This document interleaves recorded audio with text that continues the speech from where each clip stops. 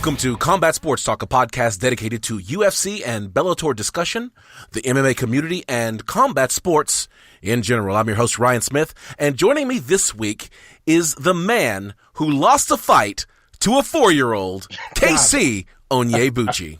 I kind of hate you. I forgot that you were going to add that. Okay, you got to tell us a story. So you travel a lot. And so you always come back with crazy airline and travel stories. But this one, you got into a fight with a 4-year-old?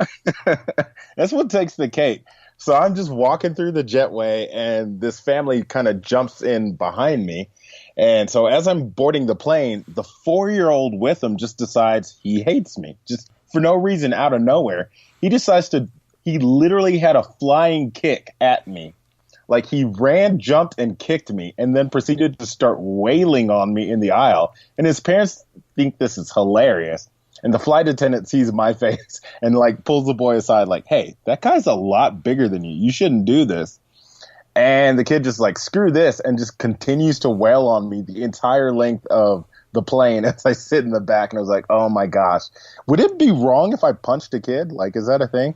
It is definitely not a thing. However, there was a video that I saw where there's a guy who's at the grocery store. I don't know if this was real or if well, of course it wasn't real. It was filmed. But there's a kid, and he's pushing the grocery cart into this guy at the grocery store. Oh, yeah, I totally remember. Have you seen that? And so what ends up happening is the guy, like, tries to get the mom to stop the kid, and the kid keeps going. So he reaches into the grocery basket, pulls out, like, a big jug of milk, and just pours it on the kid.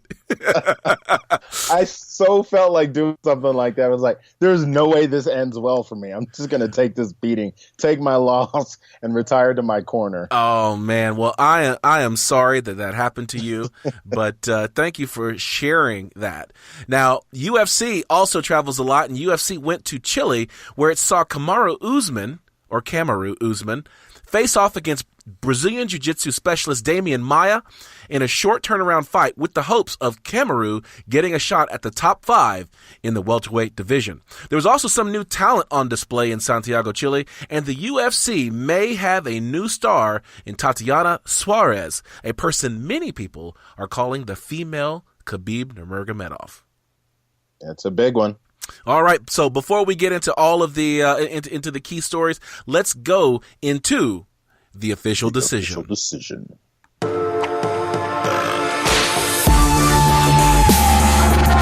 The official decision.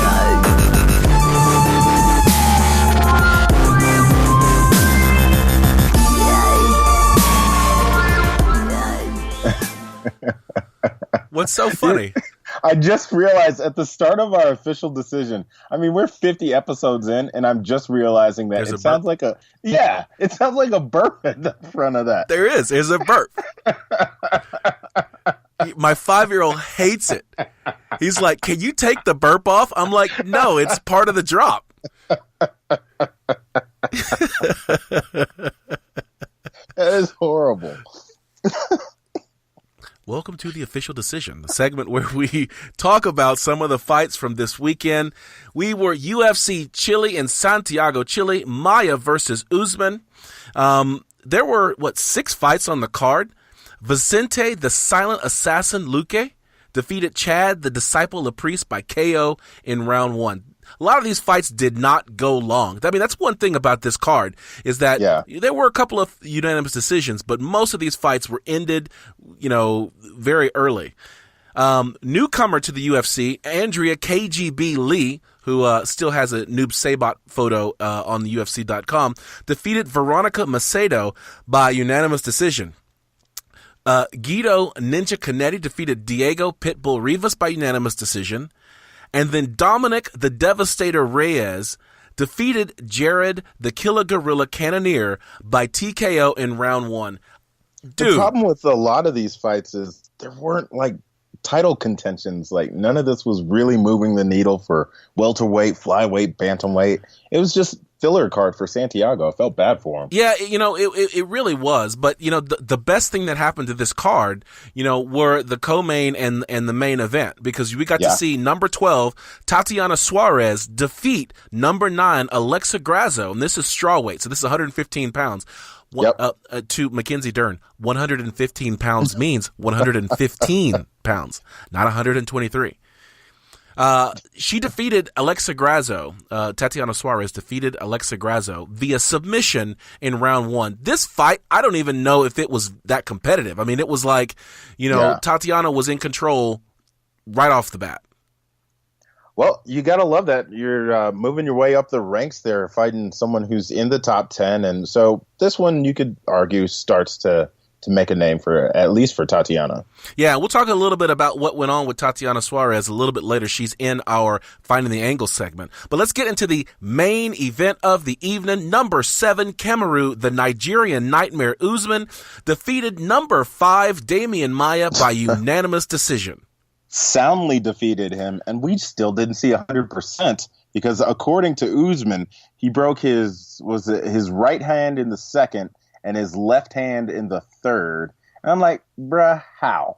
Just how? Stop it. Dude punches so hard that his hands can't even contain the power. Either that or Maia's head is just so solid. Yeah, I'm going to give it to Maia, dude, because that dude has taken a lot of damage in these last 3 fights. John Anik tweeted that Demian Maia is 0 for 49 in takedown attempts, spanning his last 3 UFC fights. It's a problem for Maia, mostly because if he is such a one-sided fighter that if his takedowns don't work, it's the most boring thing you've ever seen. And you see his striking to set up his takedowns is non-existent. He landed a total of 33 strikes in 25 minutes. Yeah, that is abysmal. That is his like I said before, is that Demian Maia's striking is probably a suspect in the Mueller investigation. I mean, it's that bad. But the crazy thing is, you once declared Demian Maia the most dangerous man at welterweight. Whoa! I don't even know how you got that. Like what? 5 episodes ago, 10 episodes ago, you were like, "This guy's the most." Wondering that when we were doing because you talked so much about jiu-jitsu, and I was like, "Hold on, I know we talked about this. I'm so glad you brought that up." The most dangerous man, huh? At welterweight. Man. What absolute trash. You've got to throw out all of your UFC rules. You're wrong on, well, not even UFC, MMA, because you were wrong on Czech Congo. You're wrong about the Russians. Wait a minute. How am I wrong about the Russians? Oh, you're just wrong. No, because Khabib, Fedor, Zabit, Magomed Sharapov, the Russians are holding it down, man. All right, fine. That's the one rule you have that still holds. Don't go against the Brazilians in Brazil.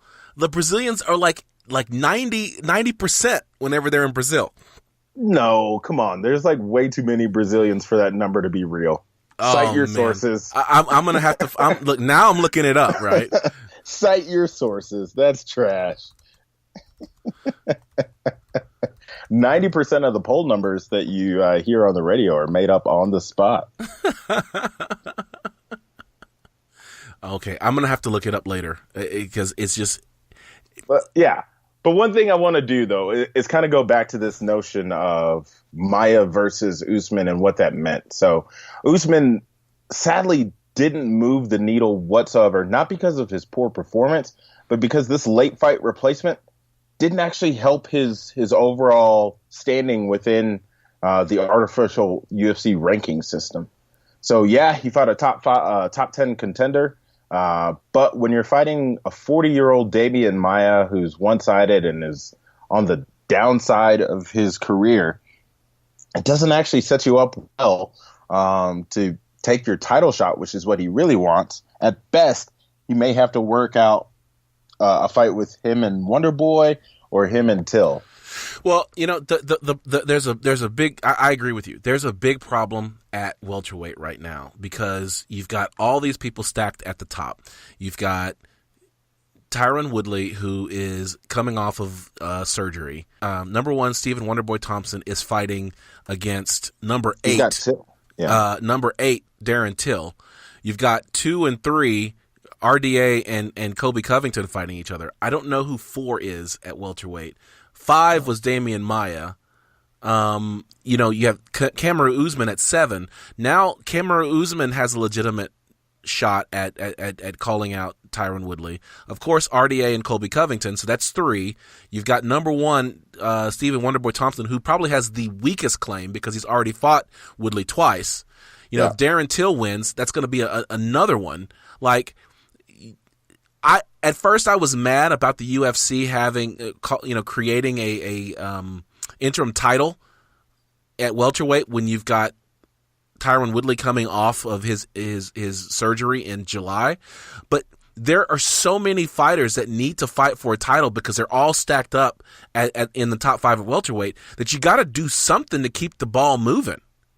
But if you create a situation where Wonder Boy could win that title, it's just trash because now you have to have a trilogy when technically Wonder Boy hasn't earned it. Well, he hasn't because he's fought back-to-back Tyron Woodley, and then he's fighting a number 8 at Darren Till. If he were to win that, then he would have a claim. But legitimately, in June, you're going to have the UFC Chicago where RDA fights Colby Covington. So that naturally should be, but then again, this is the UFC where interim championships don't mean jack, should be the next fight for Tyron Woodley, the winner of RDA, Rafael Dos Anjos, and Colby Covington, which means that Kamaru Usman needs to fight the winner out of Darren Till and Stephen Wonderboy Thompson, which would be a great fight. Yep. And that winner should be the next, contender for the title. Yeah. Well, who knows what's really going to shake up? Dana's going to find a way to maximize. In this case, I'm not going to be cynic. I think Dana really does want something interesting to happen within the welterweight division. So honestly, no matter what the matchup comes with, there's enough top guys there that any of those matchups will be intriguing enough, and they're going to draw some good gates. I agree.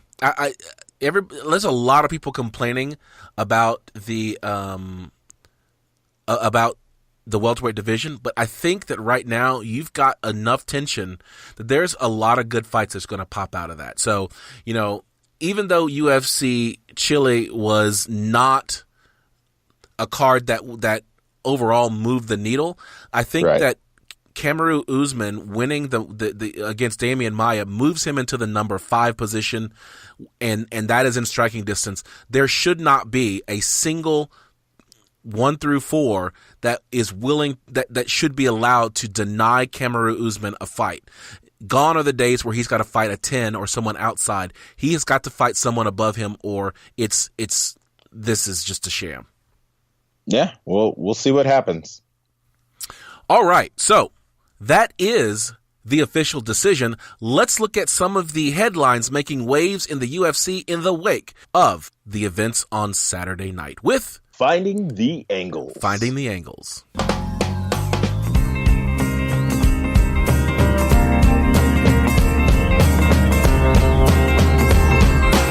Finding the Angles. This is Finding the Angles. This is where we look at the headlines that people are talking about in the UFC and the MMA world. The first one is Tyron Woodley reacts to Kamaru Usman wanting a title shot. So in the post-fight interview, this is in the backstage, not in the cage. Yeah, because the cage was kind of boring. Well, yeah, with the I broke both my hands, which is kind of the next story. But I broke my back. My neck and my back. It's spinal. So Kamaru Usman says to Tyron Woodley, because, of course, Tyron Woodley was in the studio doing the color commentary for Fox Sports 1 while Kamaru Usman is backstage talking, and so they could legitimately have a conversation. And so they ask him, since Tyron Woodley is in the studio, what do you have to say? And so Kamaru Usman says, "Hey, champ, my social media hasn't changed since I got in the game 5 years ago. welterweight, and I'm coming for that gold strap. And with that performance, even with some handicaps, no one can deny I'm definitely top 5 right now in the division. Okay? Yep. I got a problem with that statement, but I'm going to wait until the next story to tell you what that problem is. Intrigued I am. Woodley, are you Yoda now? What's going on with that? Learning I am. I had to watch part of Star Wars while I was at the airport last week, and it was no, I didn't actually watch it. I just read the subtitles and was like, yeah, this still is trash as I thought it would be. Okay, me and the rest of our fans hate you because you don't like Star Wars. The Star Wars is trash. Woodley responded to Kamaru Usman. Kamaru Usman, congratulations. I don't ever want to take away the credit. Demian Maia is a game opponent. Me, as the champion, I'm always welcoming any challenger. Just make it to that point, I'll be on the other side of the octagon. And then he goes on to say, I did see some things that if you do against me, you might end up waking up with the smelling salt. But hey, hats off to you. Great job just being real. Dude. I like that he showed some love there. But the reality is the things that he pointed out that were holes in Kamaru's game were really kind of because Kamaru was game planning for Maia in the same way that if anyone saw Woodley's fight, you'd be like, oh, yeah, this dude's trash. Right. And it was interesting because Woodley was on Twitter today talking about how he created the game plan on how to beat Stephen Thompson and how to beat Demian Maia. Do you give any credence to that because Tyron Woodley was the first to defeat Demian Maia and then Colby Covington did it after that? And then I don't know. Technically, Nate Marquardt was the first to – he's actually the only person to finish Demian Maia.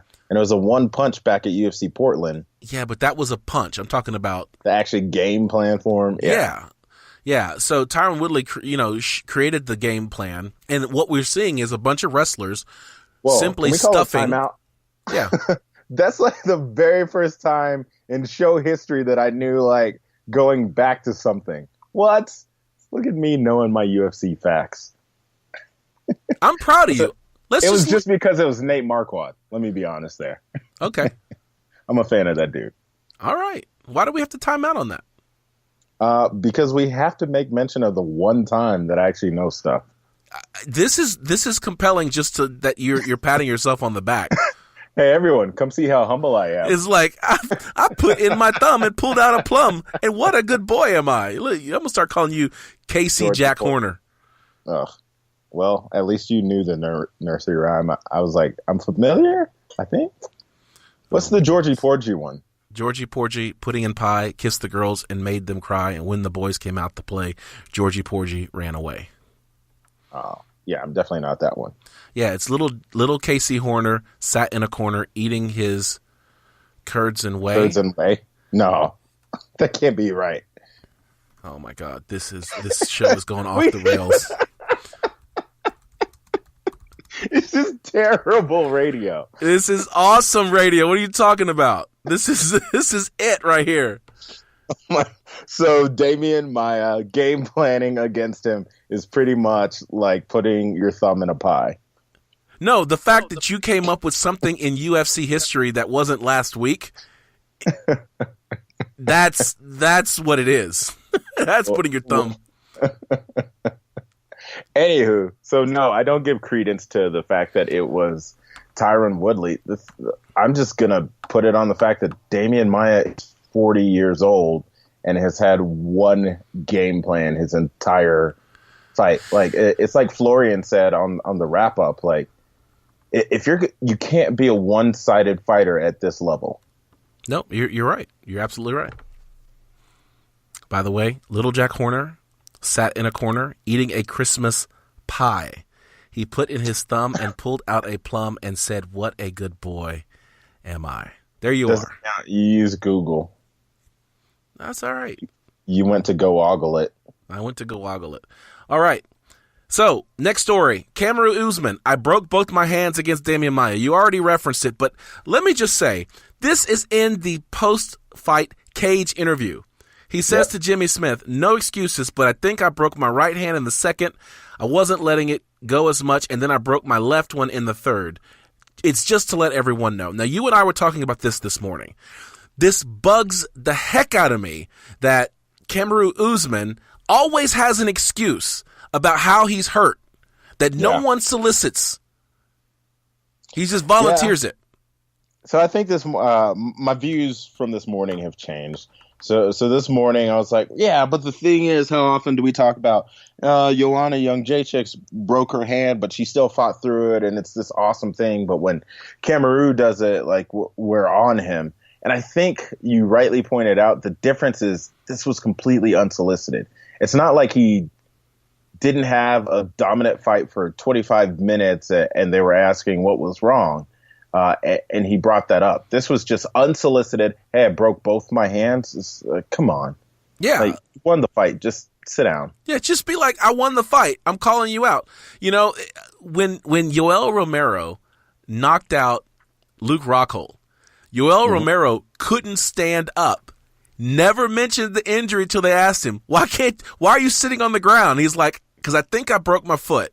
But anyway, I want to fight Robert Whittaker. Like, it was like, oh yeah, by the way, I think I'm hurt, but that's okay. Let's talk about Robert Whittaker. The only person I know that is like, hey, so I only fought this fight at 30%, or I broke both my hands. And even when he's calling out the champ, he's like, and with that performance, even with some handicaps, no one can like, who is like calling out their handicaps?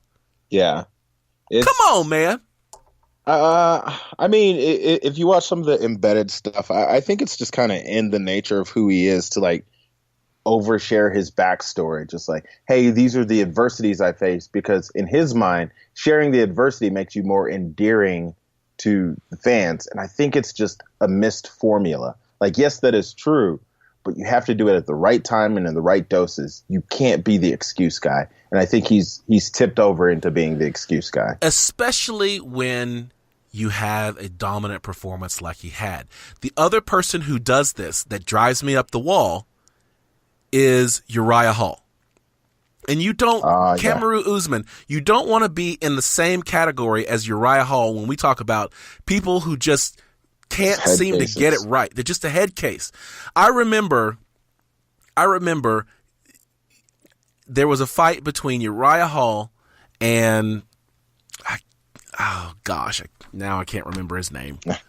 The guy with the red hair. Red hair guy. Oh, what is his name? Do another nursery rhyme while I look for this. There once was a man from Nantucket. Chris Lieben. There you go. Saved you before you got to the. So Chris Lieben, Uriah Hall versus Chris Lieben. Uriah Hall lands a devastating shot right at the end of the round one bell. Chris Lieben goes and sits down. His corner waves off the fight, says he is not going to answer the second round bell. And in the post-fight interview, Uriah Hall apologizes for his performance. Yeah. That was just, again, one of these mixed, like, your formula is correct, but you're misappropriating it. You're misapplying it. It's, we want humble fighters, but. Yeah, I mean, that's it, right? We want humble fighters, but we don't want a fighter that's always that can't just stand on the virtue of his performance. That's just ridiculous. Let's go on to the next one. UFC 225 got a new main event fight: Holly Holm versus Megan Anderson, but it bumps Alistair Overeem versus Curtis Blades, a heavyweight fight. How does this happen? Bumps it to the prelims. Yes. Yo, this whole thing is trash. Like, just trash. First of all, Holly Holmes never should have been in the prelims. Just, I don't understand how any of this was put together. Just, we get it that you want your CM Punk money, but I hope that it tanks so that we never have to see this garbage again. CM Punk, who is 0-1, fighting another 0-1 fighter, is the first fight on the main card. Ugh. For those out there, that don't understand, the main card is the money card. It's a pay-per-view, which means that if you get on the main card, this is like a big fight. CM Punk got destroyed in his first fight. The guy he's fighting is also 0-1. This fight should be on the Fight Pass prelims. Yeah. Even like Facebook or something. Yeah. This fight should not even be anywhere near the main card. And you've got Alistair Overeem, who's been just a steadfast, rock for the UFC, and Curtis Blades, who is moving up the ladder and is arguably the future of heavyweight at either the UFC or Bellator, because he's coming on his last fight. And you're going to throw them to the prelims? Really? Who's making these fights? It's gross. Absolutely gross. Sean Selby, get your life together, man. All right. Leaked clip shows UFC photographer instructing female fighter to show off her assets. So, but usually what happens is whenever there's like a big fight, they'll have set up in the back in the backstage area a photographer with like the white sheet, so they can take updated photos of fighters for the website and other promotional purposes. Yeah. What ends up happening is Tatian Suarez. We talked about her being the next Khabib Nurmagomedov. So she's got this huge hype train. We should have done a hype train segment, but Nope. We didn't do it. They tell her to cross her arms so that she can accentuate the UFC logo and show off her assets. So, what are your thoughts on this? Do you have a problem with this? Is this just a photographer trying to instruct the model, or is this inappropriate? Both. It has sadly become the norm for these women's fighting. It is still not about their skill level. It's about their marketability, as evidenced by the fact that Paige Van Zandt is still a thing, even though she loses every time she steps into the octagon. I don't know that you can actually say that. All right, so I can't say that, but let's be real. She's trash as a fighter. I don't know that you can actually say that.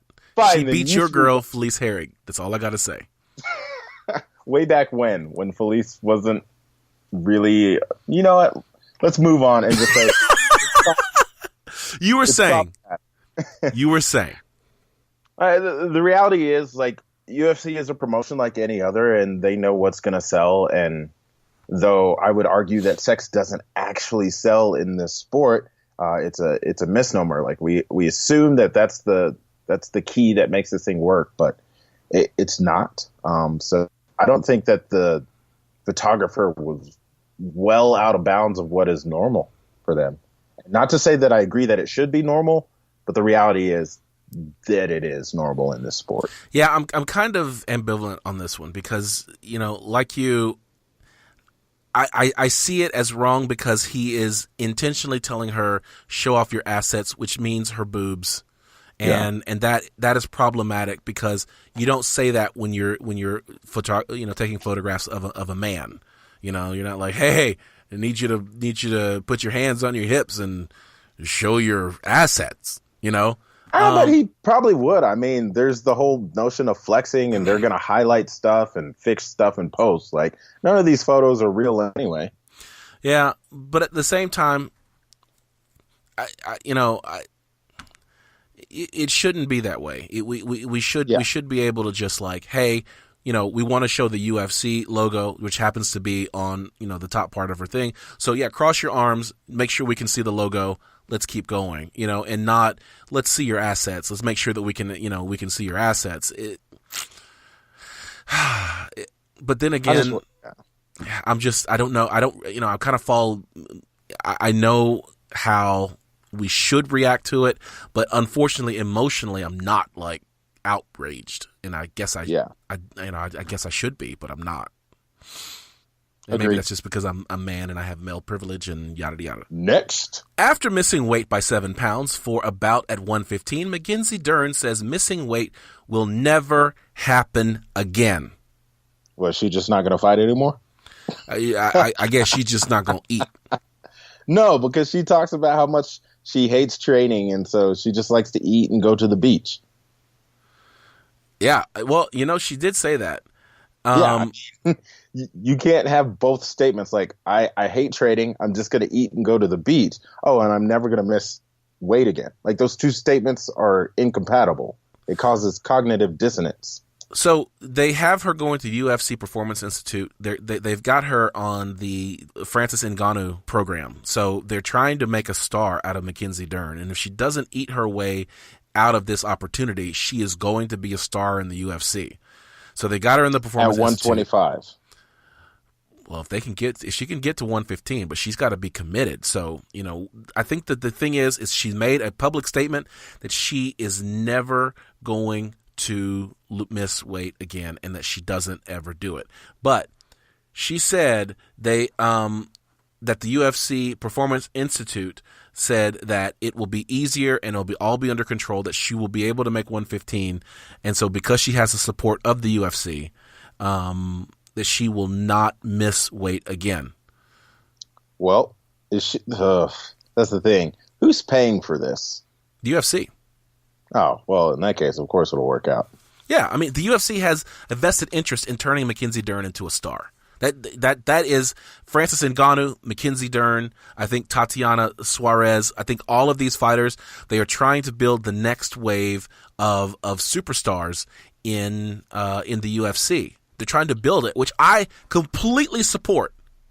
So this reminds me of someone who consistently had weight issues, Kelvin Gastelum. Yeah. But they were able to turn that around for him. Yeah, because they threatened. Well, no, they didn't. They didn't turn that around for him. He just moved up a weight class. Yeah, they forced him up to 185, and now and it worked out. Yeah, he's getting ready to fight for the title once they resolve Robert Whittaker and Yoel Romero. But which is why I think that personally, it makes more sense to stop trying to kill your fighters. I mean, didn't we have the card before a fighter had to pull out because of weight? Shoot, I'm blanking on this. Wow, you had your one memory. Dang it! So sorry, you're done. Uriah Hall almost died. Uriah Hall. Yeah, yes. There it is. Boom! Nailed it. Come on now. We hardly ever get to hear the catchphrase, and then you change it. Now I got to change the shirt on the website. Well, it wasn't quite a Rock'em thing because no one got hit. All right, so the verdict is still out on Mackenzie Dern. Let's go on to the next one. Mirko Cro Cop. We got to give some love to the red-crested stepchild that is Bellator MMA. Mirko Cro Cop is out of Bellator 200 main event. Rafael Caravallo and Gegard Mousasi to headline the UFC or the Bellator 200 card. What's so funny? My entire time of knowing him, I've been calling him Micro Cop. Micro. Oh, my brain never corrected it until you said it. I was like, you are dumb. You are really dumb. Really dumb. Ugh. Well, there's that. All right, Mirko Cro Cop. He is out. And that was supposed to be a big fight because he was going to fight Roy Nelson. And I think that someone got hurt in the heavyweight Grand Prix, and so they were trying to fill that with the winner of this fight. I don't know if that's real or not, but Cro Cop versus Roy Nelson was going to be a really interesting fight. Now it's out. You've got Gegard Mousasi filling it in, and it was going to be a huge card because Michael Venom Page is coming back as well. I'm going to watch that card just for Michael Venom Page, but this is not going to have the star-studded attraction that it had when Mirko Cro Cop was still in it. Yep. Okay, two more stories. Number one, Supreme Court strikes down federal anti-sports gambling law, giving states a go-ahead to allow betting on sports. How do you feel about that? Because now, theoretically, you and I could bet on UFC sports. Yeah, I'm not going to. Have you seen how bad my picks are? Yeah, but mine aren't much better. So, we could see who could lose the most money. Remember we used to have a segment called Bet the Bank? Yep. Yeah, I did not do well. Yeah, you had the lead for like a while, and then it was all of a sudden like I'm excited, but at the same time, I'm scared because now if you introduce betting around the country on sports like the UFC, then you start running the potential to have people throw fights. Well, I mean, the fighters aren't making beans for money at all, so these lower level guys have every incentive to put money on themselves. Right, but what if you put money on the other person and then you throw the fight? Like, do we have to start managing that now? No, you don't. Just start paying your fighters. Okay.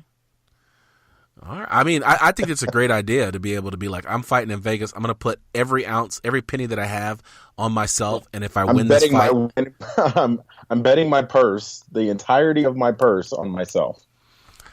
Didn't Floyd Mayweather do that?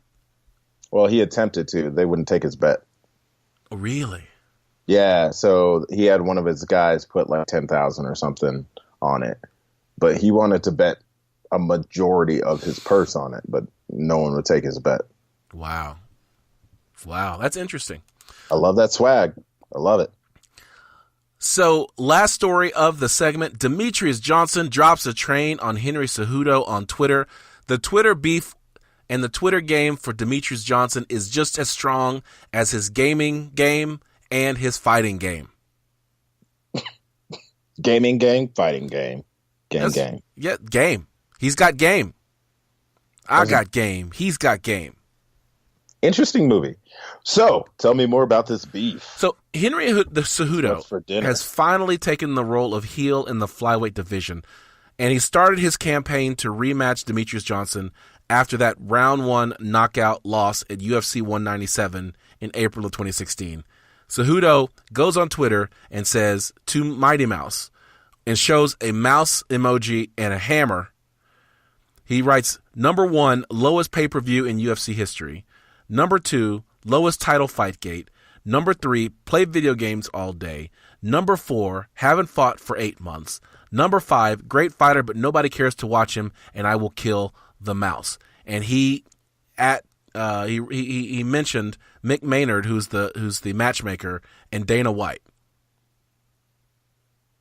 Yeah, I mean, somewhat solid points. Yeah, that's a shot across the bow. Yeah. DJ responded, I clocked all these hours in gaming and still worked your ass. That's harsh. Boom. Hold on. Boom. Rocked him. He did. Well, here's the thing. This is reminiscent of the John Jones rebuttal to Chuck Liddell? Nah. Oh, that one too. But Colby Covington? Cormier.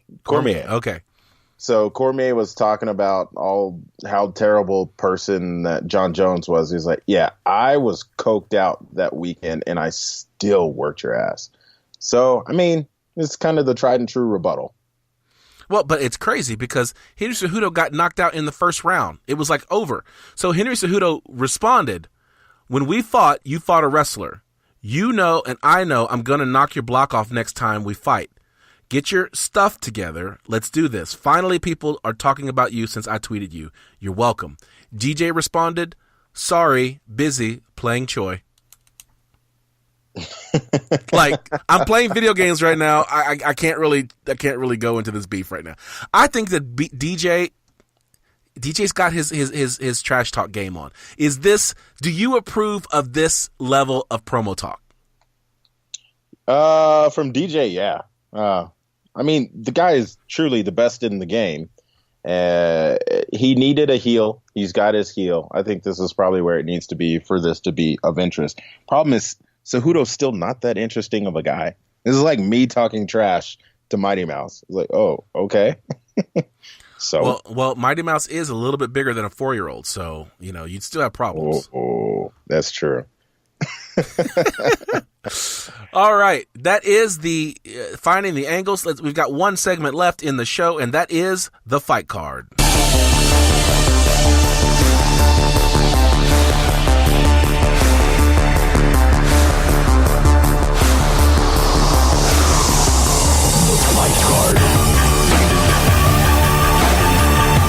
This This is the fight card. This is where we look forward to this upcoming weekend and see the fights that are coming up. And this is going to be a big one. The UFC makes its first appearance in Liverpool. Don't even say it. I stopped. I'm proud of you. You were the world's worst at that's what she said. Oh my gosh, Sarah would love that. I really hope she hears this episode to hear that for once I did not say it. So who's Sarah? Sarah's my girlfriend. Oh! What? You put me on blast like that? You put yourself on blast. I'm just saying. Hey, I'm proud of her. You guys should. Yeah, she's dope. Okay. UFC Liverpool. This is the first time the UFC has been to Liverpool. And it's a big fight. Stephen Wonderboy Thompson versus Darren Till at Echo Arena. There are 6 fights on the card. We'll go through them real quick, and then we'll make a flash fight pick for the main event of the evening. Eric Zebrahina Spicely versus Darren the Dentist Stewart at a middleweight fight. You got Dangerous Davy Grant versus Manny the Bermudez Triangle Bermudez. Mm-hmm. Yeah, you didn't like that one, did you? Like that one, you know, it seems like some fighters, like whenever they're filling out their UFC application, it's like, what's your fight name? And he's like, shoot, I got to come up with something. Right? It's like on the spot. The Bermuda's Triangle. That's tight. Yeah. No. Nah, fam. But it gets worse. Jason the Kid Knight versus Mr. Finland, Makwan Amirkhani. All right. I'm revoking everybody's rights to have a nickname. You're done. Everyone on this card, trash. Almighty Arnold Allen versus Mads Burnell. And that's his name, Mads. His name is Mads. So we're gonna let Mads have his name. Yeah, Mads rocks. Almighty?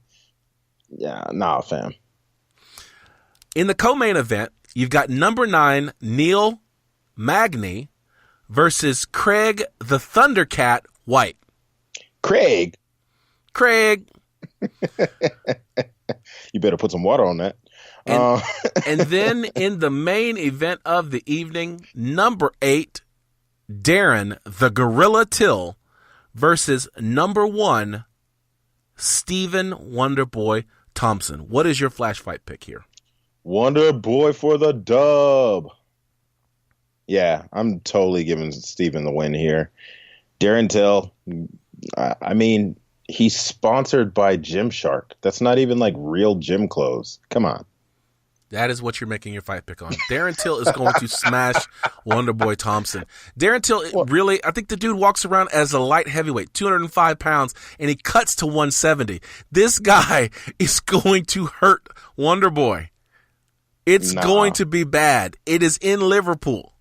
Rule number 4. No, there's no rule number 4. It stops at Chet Conklin. Rule number 4. Stop making up rules as you go. There's 3 rules. Number 1, you don't talk about Fight Club. What is that? I don't. Oh my gosh. I'm jacking with you. My outrage knew no words. I know that. Okay. So that's it. I got Darren Till. You've got Wonderboy Thompson. We're going to be off next week. We're going to have a supersized show in 2 weeks because next week is Memorial Day. We're going to take some time off and remember those who gave all for our country. And so we will be out of the show next week, and we'll be back in 2 weeks for the next Combat Sports Talk. Okay? Okay. So follow us on social media. On Twitter, I'm at CST Ryan. And I am at CST Ryan. You can check out the website at www.combatsportstalk.com, and you can also find us on iTunes, SoundCloud, Facebook, and Instagram. I am at Combat Sports Talk, and you are? At Push Pull Pray, and currently the number 1 power lifter in USSF at 110 kilograms. The USSR? What? Back in the USSR? No, USSF. It's a powerlifting federation. Check it out.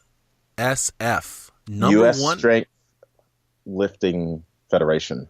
U.S. Strength Lifting Federation. Yes. the number one at 110 kilograms.